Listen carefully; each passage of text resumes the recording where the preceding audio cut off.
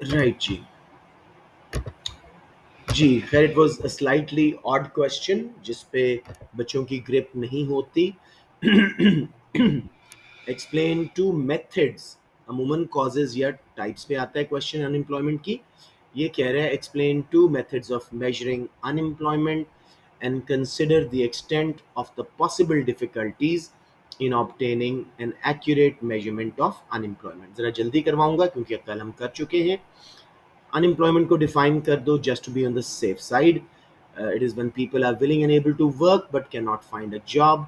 दो मेथड्स जो हमने पढ़े हैं वो हैं claimant count measure. Claimant is spelled CLAIMANT, ये जो लोग क्लेम दाखिल करते हैं। तो इसको थोड़ा एक्सप्लेन कर देंगे। This measure looks at how many people have filed claims for unemployment benefits। और दूसरा मेजर है labour force survey measure by ILO, international labour organisation. इसको भी थोड़ा सा एक्सप्लेन कर देंगे। इसमें पीरियोडिक सर्वेज कंडक्ट किए जाते हैं to find out about the level of and rate of unemployment. ठीक हो गया जी। अब मेरे बच्चों, हम देखेंगे इन दोनों में क्या मुश्किलात हैं। क्लेमेंट काउंट मेजर में अक्सर लोग क्लेम फाइल जो नहीं कर रहे वो इसमें से ओमिट हो जाएंगे। मसलन एक बंदे की जॉब छूटी है, he is expecting to get a job soon, तो वो अप्लाई नहीं करेगा। जिसकी वजह से वो अनएम्प्लॉयड में काउंट नहीं होगा जितनी देर वो क्लेम अप्लाई नहीं करता। Secondly, some people file the claim but they're actually not seeking work. वो एक्टिवली जॉब ढूंढ नहीं रहे, क्लेम फाइल कर दिया है और मज़े से बेनिफिट्स ले रहे हैं, वो अनएम्प्लॉयड में नज़र आते रहेंगे हालांकि they are not willing to work. इसके अलावा लो इनकम कंट्रीज़ में डेटाबेसेस अच्छी नहीं होती, कंप्यूटर सिस्टम्स नहीं है, शायद मैनुअल रिकॉर्ड कर रहे हैं, तो पॉसिबिलिटी है कि कुछ क्लेम्स नज़र में ना आए, तो इनएक्यूरेट हो जाएगा। अब हम चलते हैं लेबर फोर्स सर्वे मेजर। इसमें ट्रेन टीम्स बार बार लेबर फोर्स सर्वे करती हैं। इसमें अनएम्प्लॉयड होने के लिए 3 क्वालिफिकेशंस चाहिए। You should not have paid job at the moment. You should be willing to start work in 2 weeks. You've already got a job and are about to start. ठीक है। उसके बाद ये इसके नुकसान क्या हैं या इसकी एक्यूरेसी में रुकावट क्या है। It will depend on the training level of the staff which is conducting survey. अगर वो ज़्यादा अच्छे ट्रेन नहीं है स्पेशली लो इनकम कंट्रीज़ में, तो वो इनएक्यूरेट डेटा लेके आएंगे। सेकेंडली, ये सैम्पल बेस्ड सर्वे है, हर घर में नहीं जा सकते वो लोग, तो as a result sampling errors, sampling bias की वजह से इनएक्यूरेट हो जाता है। थर्डली, मे बी उनके पास अच्छा इक्विपमेंट, रिकॉर्डिंग डिवाइसेस ना हो जिसकी वजह से सही रिकॉर्ड ना हो सके। क्योंकि पूरे मुल्क से डेटा इकट्ठा करना है, तो अगर कोई इंफ्रास्ट्रक्चर की प्रॉब्लम्स हैं, कोई फ्लड वगैरह आया हुआ है या रोड्स टूटी हुई हैं, तो हो सकता है कुछ इलाकों का अनएम्प्लॉयमेंट डेटा ना आ सके। अब इवैल्यूएशन में हम बताएंगे कि although claimant count measure which is a weak measure of unemployment और गवर्नमेंट मैनिपुलेशन बेस्ड है, उसके बावजूद उसमें एक्यूरेसी ज़्यादा है बिकॉज गवर्नमेंट के पास खुद डेटा मौजूद है, तो उसको कैलकुलेट करना आसान भी है और क्विक भी है, तो ज़्यादा एक्यूरेट है। वेर एज आपका जो ये जो है लेबर फोर्स सर्वे मेजर, इसमें काफ़ी मुश्किलात आती हैं। लेवल ऑफ ट्रेनिंग बहुत अच्छी चाहिए, इक्विपमेंट बहुत अच्छा चाहिए, पूरे मुल्क का इंफ्रास्ट्रक्चर बहुत अच्छा चाहिए, इसमें ज़्यादा इनएक्यूरेसीज आ सकती हैं। गॉट इट मेरे बच्चों, कोई कंफ्यूजन? ऑल राइट जी, अब आप लोग इन्वॉल्व हो जाएं थोड़े से। सिर्फ 30, अच्छा, क्या चीज़?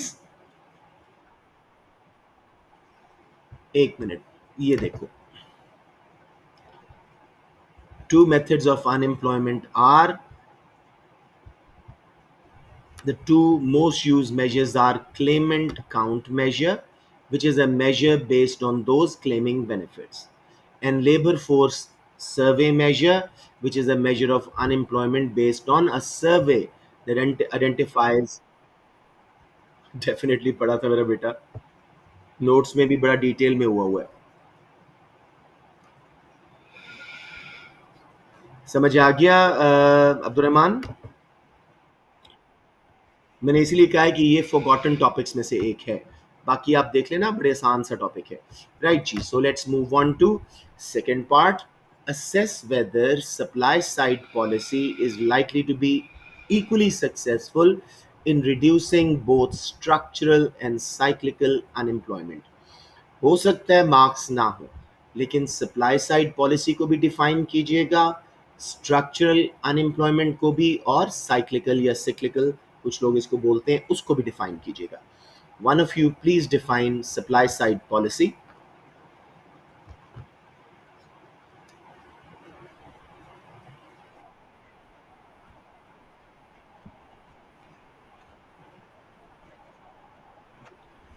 आपने वर्ड सप्लाई यूज किया है, सही नहीं है, क्या बोलना चाहिए था? Aggregate supply. ठीक है। हाँ जी, वालेकुम सलाम।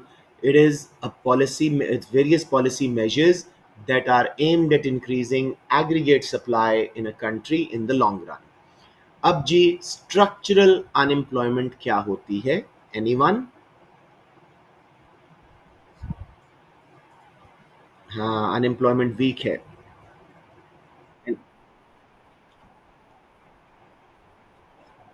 शाबाश। Perfect perfect. बिल्कुल सही। बिल्कुल सही। हाँ, structural unemployment refers to losses of job due to change in the structure of economy from primary to secondary to tertiary, or advanced technology etc causes some worker skills outdated। cyclical या cyclical unemployment मेरे बच्चों?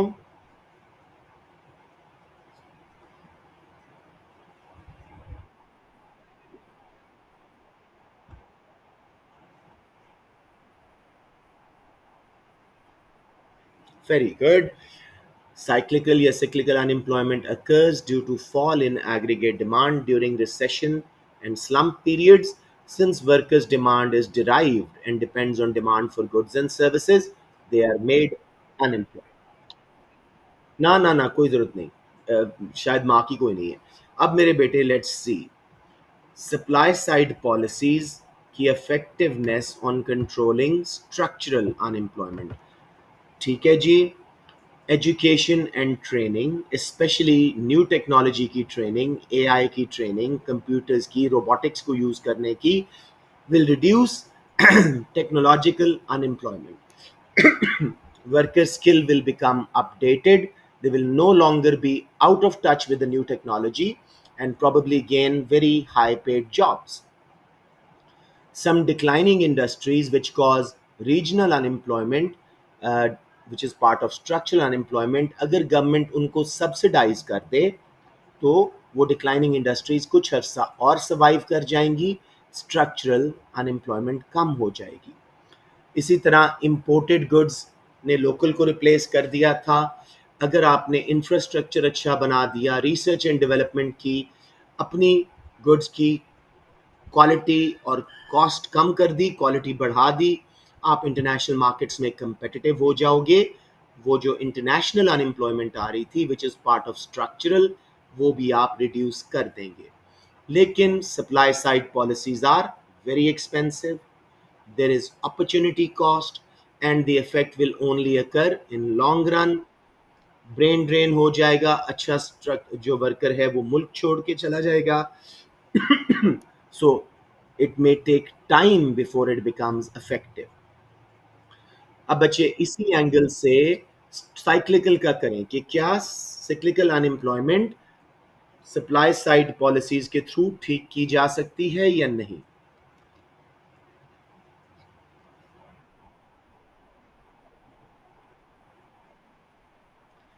Very good, थोड़ा सा और बोलें।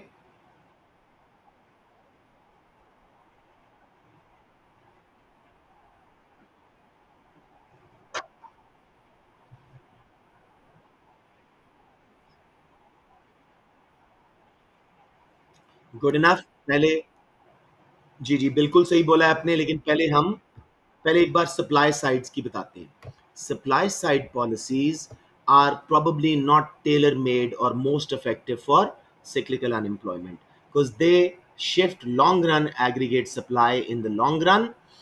They reduce structural unemployment more efficiently. However, if there is a direct injection of government spending through investment into infrastructure, research, and development, there is a possibility that some cyclical unemployment may reduce. However, better policies for structural unemployment are fiscal and monetary policy, expansionary fiscal by reducing taxes, increasing government spending, expansionary monetary by reducing interest rates and increasing money supply or devaluing exchange rate, etc., will handle cyclical unemployment better, as there will be injections of C plus I plus G and even X minus M into the aggregate demand components, and aggregate demand will shift, reducing cyclical unemployment. अब आपकी valuation भी clear होगी।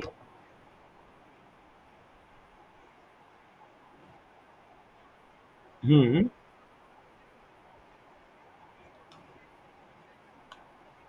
सही है, सही है, सही है। बिल्कुल सही है। हाँ, एजुकेशन एंड ट्रेनिंग से स्किल्स एंड प्रोडक्टिविटी बढ़ेंगी तो firms will demand more workers. उससे डिमांड साइड साइक्लिकल अनएम्प्लॉयमेंट कम हो सकती है। Evaluation is very straightforward. Supply side policies are more suited to reduce structural unemployment in the long run, whereas for cyclical unemployment, demand side policies are more effective, unless supply side policies involved a lot of government spending and investment. But in general, for short run reduction in cyclical unemployment, we use expansionary fiscal and monetary policies, whereas for structural unemployment, we target it through supply side policies. जी मेरे बच्चों, any confusion, any questions? हम्म।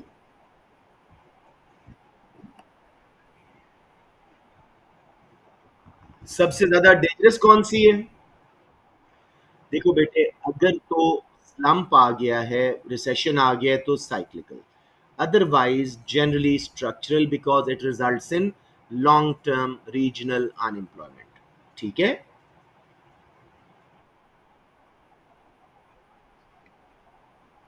वो खुद ही ठीक हो जाता है ना, असल में वो खुद ही ठीक हो जाता है। स्ट्रक्चरल खुद ही ठीक नहीं होता। वो रिसेशन के बाद खुद ही ग्रोथ पीरियड आएगा, ठीक हो जाएगी। लेकिन ये इसको गवर्नमेंट इंटरवेंशन करनी पड़ती है। जी बेटे, वो कह रहा है with the help of examples explain the difference between marginal rate of taxation and average rate of taxation. Again बच्चे इस टॉपिक को अच्छा नहीं करते। And consider whether a government should decide to increase the rate of indirect tax to raise additional revenue। ये वाला part आसान है। मुझे बताएं what is marginal rate of taxation and preferably उसका फॉर्मूला भी। अमीन के अलावा कोई और भी बोले आज? अब देखो, ये आपका एक किस्म का डायग्नोसिस हो रहा है कि मेरे कौन से टॉपिक्स वीक हैं। और ये सिर्फ आपके नहीं, हर साल बच्चों के यही वाले वीक होते हैं फॉर सम रीज़न। ऑल्दो मैं इसके टेबल्स भी करवाता हूँ, फॉर्मूलाज भी करवाता हूँ, एग्जाम्पल्स भी देता हूँ। या very good. Marginal rate of taxation is tax taken on extra या additional income earned. इसका फॉर्मूला क्या है?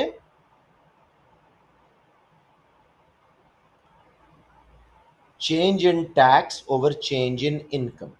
ठीक है? Whereas average rate of tax is total tax paid out of total income. इसका फॉर्मूला है, यस बिल्कुल करेंगे, into 100।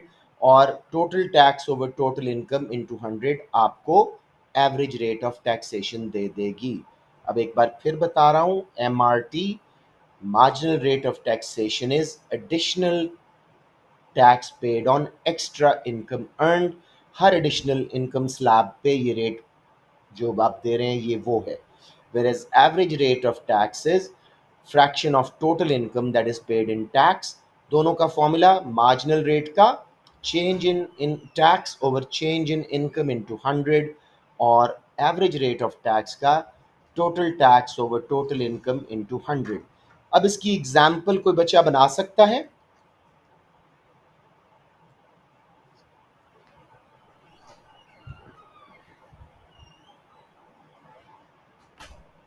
If a person pays $100 tax out of his additional $1,000 earned, MRT will be 10%. If a person pays $20,000 out of his total income in tax of 100,000, average rate of tax will be 20%. बच्चों समझ आ गया या नहीं? Please ask. इधर बहुत सारे बच्चों को कंफ्यूजन है, मुझे फील हो रहा है. Please ask. एग्जाम्पल्स देना इसके. मार्जिनल. जी. कि एडिशनल कुछ वैल्यू दें कि एडिशनल इतनी इनकम का उसने इतना टैक्स में दिया तो इतने परसेंट एमआरटी था, टोटल इनकम का इतना. हाँ ठीक है, चलिए आप लोग समझ गए हो तो फिर कोई इशू नहीं है. एक बार डिवाइड कर लेते हैं. Marginal rate of taxation is additional income पे जो टैक्स लगता है, tax charged on additional income earned, whereas average rate of tax is fraction of total income paid in tax. Formula MRT का change in tax over change in income into 100, whereas average rate of tax का total tax over total income into 100. Example, if a person pays $100 of his additional 1,000 income earned, his MRT will be 10%. Whereas if he pays $20,000 out of his $100,000 income, his average rate of tax will be 20%. समझ आ गया मेरा बेटा? Marginal हर additional bracket पे जो दे रहे हो, average जो टोटल मिल मिला के ऑन एवरेज टैक्स दे रहे हो. समझ आ गया मेरा बच्चा? अब आप लोग खुद करें. Consider whether a government should decide to increase the rate of indirect tax to raise additional revenue. अब इनडायरेक्ट टैक्सेस के फायदे इन रेजिंग रेवेन्यू पहले बताएं, फिर लिमिटेशंस और एंड पे हम इवैल्यूएट करेंगे. 3 मार्क्स लें एनालिसिस के. क्या फायदे? ओके. तो उससे क्या होगा फिर? इससे डिमांड कम होती है, सप्लाई कम होती है? चलें मान लेता हूं, लेकिन वैसे ये सप्लाई साइड का है. जी बेटे, एडम स्मिथ के जो आपको मैंने कैनन्स ऑफ टैक्सेशन पढ़ाए थे उनको यूज करें.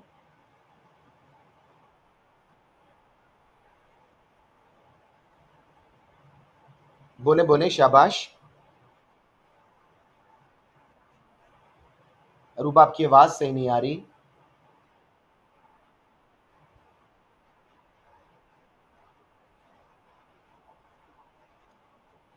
ठीक है. इनडायरेक्ट टैक्सेस का पहला फ़ायदा क्या है? They're easy to apply and administer compare to direct taxes. They are cheap to collect. Retailers take the money and give it to government from consumer. Nextly, they are very certain revenue, difficult to avoid, unlike direct taxes. ठीक हो गया? Indirect taxes जो हैं, अगर demand inelastic है तो बहुत सारा रेवेन्यू रेज करेंगे, डीमेरिट गुड्स की कंजम्पशन भी कम करेंगे, पोल्यूशन भी कम करेंगे.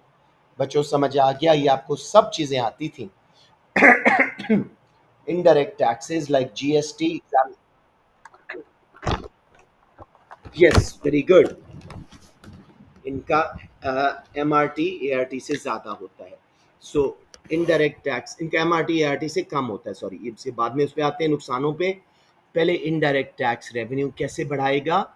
Indirect taxes are very easy to implement and administer compared to direct taxes. They are cheap to collect and very easy to collect. They are क्या उसको बोलते हैं, very efficient taxes. उसके अलावा जी इनका रेवेन्यू बहुत सर्टेन है, लोगों ने स्पेंड करना है, गवर्नमेंट को मिल जाना है। हाउएवर इनके नुकसान क्या हैं? ये क्या करते हैं? ये कॉस्ट पुश इन्फ्लेशन लाते हैं। और इसका क्या मसला होता है? Regressive in nature. अमीर की इनकम से प्रोपोर्शनेटली थोड़ा हिस्सा लेते हैं, गरीब की इनकम से बड़ा लेते हैं, उससे इनकम गैप्स बढ़ जाते हैं। Lastly ji, they are also ineffective when demand is inelastic, especially of demerit.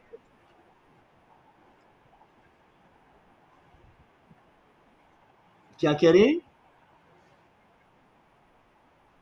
हाँ, अक्सर गवर्नमेंट सही तादाद में सही अमाउंट में टैक्स नहीं लगाती, आप कह सकते हो।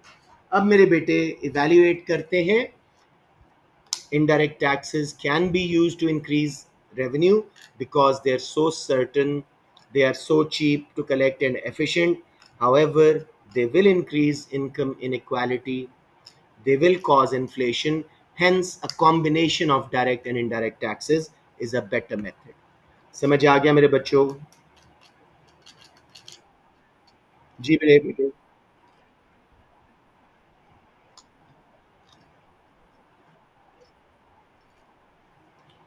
कौन सा?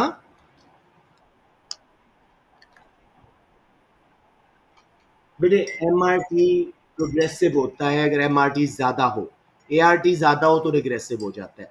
इनडायरेक्ट टैक्सेस का एआरटी ज्यादा होता है।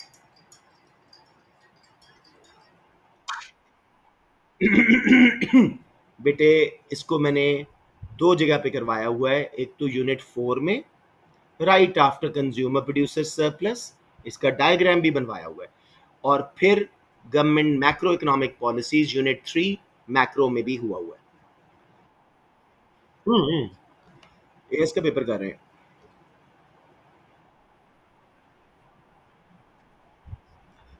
Unit 6 macro economics AS. Okay. जी मेरा बेटा। जी क्या बोल रही हैं?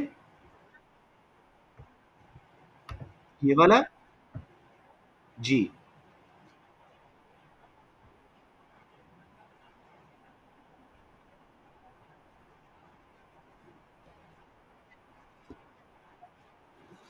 ना भी दें, फुल मार्क्स हैं, क्योंकि उसने सिर्फ सप्लाई साइड पॉलिसी की बात की है। ठीक है रूबा? Was that the question? Okay.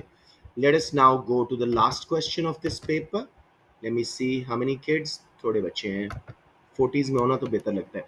Assess whether the achievement of a balanced budget should always be a main aim of the government macroeconomic of a main government macroeconomic objective.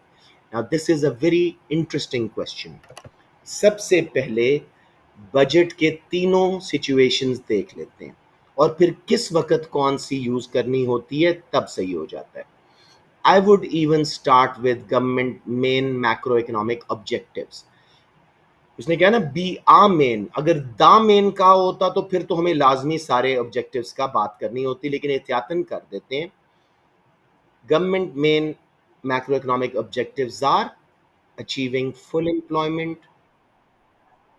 yes, price stability, sustainable economic growth and balance of payment का stability या equilibrium लेना। ठीक है।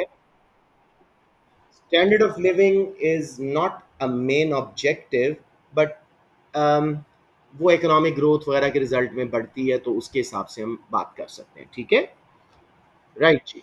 अब बात करते हैं what is a balanced budget बच्चों। When government revenue is, yeah, is more or less equal to government spending. Balance budget का फायदा क्या है? This can be continued. Government के पास ना डेफिसिट है ना सरप्लस, तो गवर्नमेंट इसको मैनेज कर सकती है फॉर अ लॉन्ग टाइम, उनका बजट डेफिसिट हुए बगैर। लेकिन जब मुल्क में अनएम्प्लॉयमेंट हो, इकोनॉमिक ग्रोथ ना हो, तो हमें अपने बजट को क्या करना पड़ता है मेरे बच्चों? यस, डेफिसिट करना पड़ता है, स्पेंडिंग बढ़ानी पड़ती है, टैक्सेस कम करने पड़ते हैं, एक्सपेंशनरी फिस्कल पॉलिसी लानी पड़ती है to achieve economic growth and reduced unemployment, तो उस वक्त balance budget will not be a useful technique. अब कोई और बच्चा बताओ, जब मुल्क में बहुत इन्फ्लेशन हो तो हमें अपना बजट को क्या करना चाहिए? सरप्लस करना चाहिए। टैक्सेस बढ़ाओ, कम बढ़ाओ और स्पेंडिंग कम करो, ताकि लोग स्पेंड कम करें, एग्रीगेट डिमांड गिरे, डिमांड पर इन्फ्लेशन कंट्रोल हो। So to comment on this all, balanced budget is an aim of this government. However, it is not always possible to keep it balanced. ठीक है, because government has various other objectives as well, which get disturbed by a balanced budget. In recessionary periods, they'll have to make the budget deficit to pull the economy out of the recession. And in boom periods, when inflation is too high, they'll have to raise the budget surplus to bring the economy back to normal growth. So to say कि हर government का हमेशा M होना चाहिए balance budget, no, इसको जरूर sustain किया जा सकता है, लेकिन it does not give you all other benefits. जी मेरे बच्चों, समझ आ गया या कुछ पूछना हो?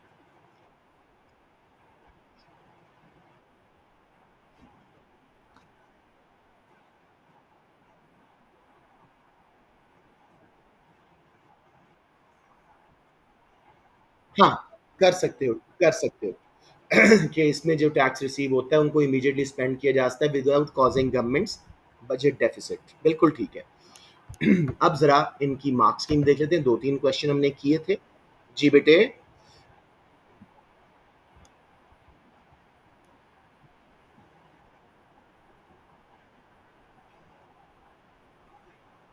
बिल्कुल ठीक है, बिल्कुल ठीक है। अगर आपका बैलेंस बजट है, डेफिसिट नहीं है, तो आपको बाहर से लोन लेने की या लोकल लोन लेने की जरूरत नहीं पड़ती, उससे आपके रिजर्व्स इंटैक्ट रहते हैं, बिल्कुल ठीक है। हम्म।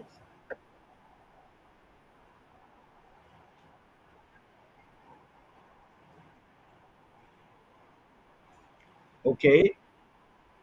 जी मिनाल, दोबारा बताएं, आप क्या कह रहे थे? हाँ, अमीन नहीं, अमीन आपकी बात मैंने सुन ली है। आई थिंक वो सर कामरान की बुक से कौन बात कर रहा था, वो दोबारा बच्ची बात करें।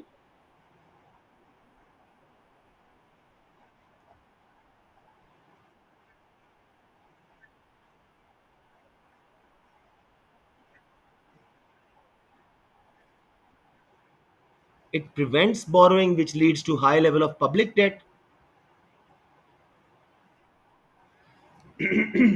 I have to look at the answer and then tell. Borrowing to prevent होगी, high levels of public debt क्यों आएगा? Doesn't make any sense. I'll have to read the answer, उसके context में मैं देखूंगा, ठीक है?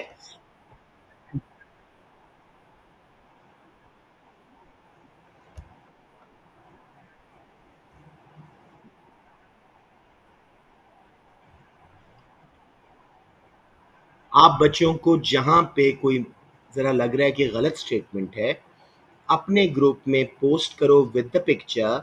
I give a voice note और सब ग्रुप में शेयर कर दूंगा। उस बुक में माइनर माइनर मिस्टेक्स हैं, लेकिन overall they are model answer, so don't worry. एक आधा गलत पॉइंट हो जाता है किसी से भी, मुमकिन है उन्होंने कॉपी पेस्ट किया हो, कुछ गलत हो गया हो, ठीक है? आपका भी यही बात थी स्ट्रक्चरल बारे में? अच्छा जी। क्या चीज, कामरान मलिक वाला? श्योर। पहले जरा मार्क्सिम देखते हैं। With the examples, help of examples, explain the difference between marginal rate of tax and average rate of taxation, and consider whether government should decide to increase the rate of indirect tax to raise additional revenue. Accurate knowledge and understanding of marginal rate of tax, that is an understanding that is proportion of extra income taken in tax. Accurate knowledge of average rate of tax, that is an understanding that it is the proportion of whole of income that is taxed. Example जिस तरह का मैंने बनाया उन्होंने भी ऐसा ही बनाया हुआ है, which may be numerical or graphical. Of each type of tax, a person earns an extra £100 and £40 is taken as tax, that is marginal rate of tax 40% because additional से दे रहा है. Individual with total earnings of 10,000 pounds, total tax paid is 3,000, तो average tax is 30%. समझ आ गया? इस तरह का एग्जाम्पल आपने बनाना है. उसके बाद discussion is likely to focus on whether the gains in revenue exceeds the disadvantage of indirect tax. Easier, quicker, very cheap to collect. They may be less easy to avoid than direct taxes. However, they are often seen as regressive and can lead to higher MRT for poor households. गरीब की income का बड़ा हिस्सा ले लेते हैं, income gaps बढ़ जाते हैं. Effectiveness in raising revenue depends on PED. There may also be cost push inflation. तो हम कहेंगे if majority of the products have inelastic demand and the country is already using direct taxes as well, a good combination of both will be resulting in high revenue without a lot of cost because indirect taxes are very efficient. अब आखिरी question ji, assess whether achievement of a balanced budget should always be a main government economic objective. This question is asking whether a balanced budget should always be a main objective rather than the main objective, and consequently analysis of importance of other economic aims is not essential. लेकिन कम से कम बता देंगे हम. An analysis which directly compares the strengths and weaknesses of using a balanced budget uh, with a budget in surplus and deficit may gain access to level 3 and full marks. Strengths of a balanced budget क्या है? Stability. Domestic, आप continue कर सकते हो, government का balance budget है इसको long term के लिए. इन्वेस्टमेंट आती है, इकोनॉमी में स्टेबिलिटी हो जाती है, लेकिन it may not be sufficiently flexible to deal with changing economic conditions such as unemployment and inflation. A deficit budget may enable economic growth, reduce unemployment, but may be unsustainable in long run. उसका भी नुकसान बताया. A budget surplus may be necessary to solve inflation, but this may cause opportunity cost due to lack of government spending. Analysis of other government macroeconomic objectives may be rewarded, but only in the context of a balanced or unbalanced budget. The problems of achieving other objectives if the sole aim is a balanced budget. These may include difficulties in controlling inflation, unemployment, creating actual economic growth, etc.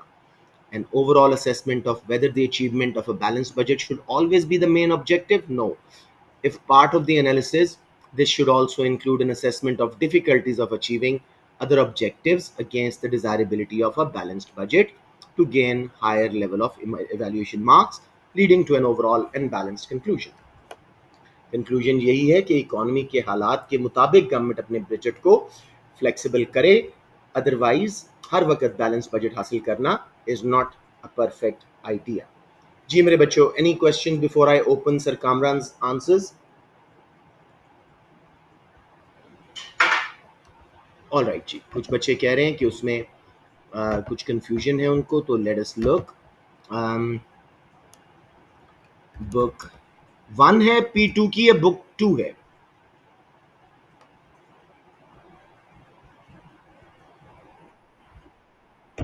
अच्छा चलें देख लेते हैं.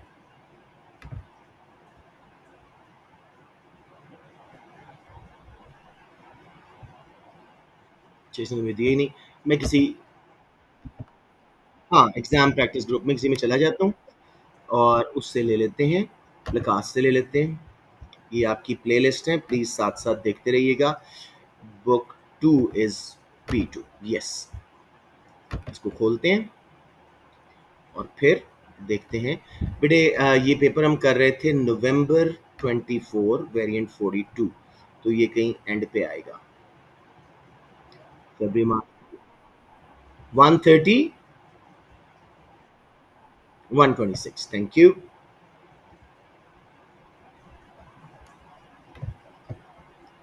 जी मेरे बच्चों, अब देखते हैं कि उन्होंने किस एंगल से वो बात की थी. मोस्ट प्रोबेबली जस्टिफाइड होगी, बट लेट्स जस्ट लुक.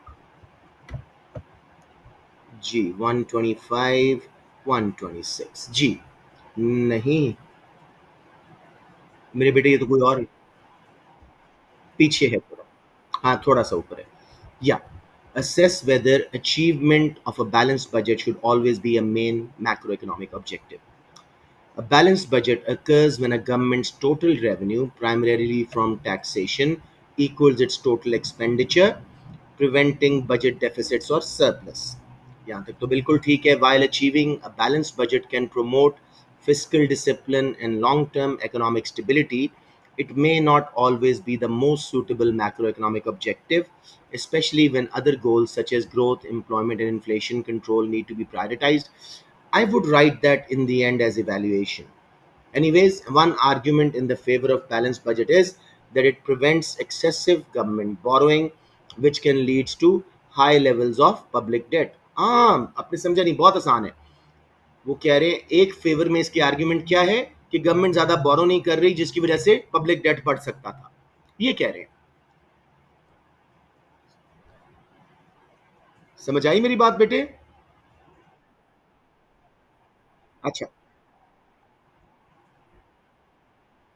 हाँ, ये वो कह रहे हैं.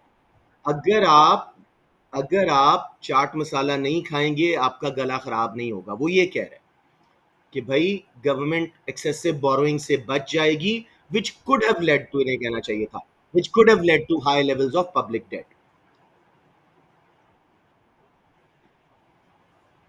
जी क्या कह रहे हैं? आपकी आवाज बिल्कुल नहीं आ रही. हाँ, इन्होंने कैन लीड की बजाय विच could have caused high levels of public date. This can be misleading, लेकिन मुझे फौरन समझ आ गया था, क्योंकि साथ ही उन्होंने बोला है country with a persistent budget deficit may face rising interest payment, limiting the funds available for essential services. समझ आ गया अब जिस बच्चे ने पूछा था? Hmm. Most of his answers are 100%. आई और काफ़ी अच्छे इन्होंने इस दफ़ा इन्होंने एआई यूज़ किया है साथ में, तो इवन बेटर आंसर्स हैं 23 के मुकाबले में. राइट जी, so let us now go. Time थोड़ा ही रह गया है. मैं ख्याल यहीं पे ख़त्म करते हैं. कल इंशाल्लाह हम पेपर 23 करेंगे. और क्या उसको बोलते हैं, परसों क्या है, फ्राइडे. और सैटरडे मैं नहीं, because I am going to somewhere qawwali night और समथिंग. एंड संडे को, फ्राइडे और संडे को मैं आपको सारे डायग्राम्स करवाऊंगा एएस के. और A2 के मैं आज पेपर ख़त्म हो जाएगा हमारा 43 वेरिएंट. उसके कल और फिर संडे को मैं आपको डायग्राम्स करवाऊंगा. समझ रहे हैं? सो द आइडिया इज़ कि 2 क्लासेस हम सिर्फ डायग्राम्स को दे दें, बच्चों को लेबलिंग हर चीज़ में मसला ख़त्म हो जाए. अब do you have any questions before I close my class?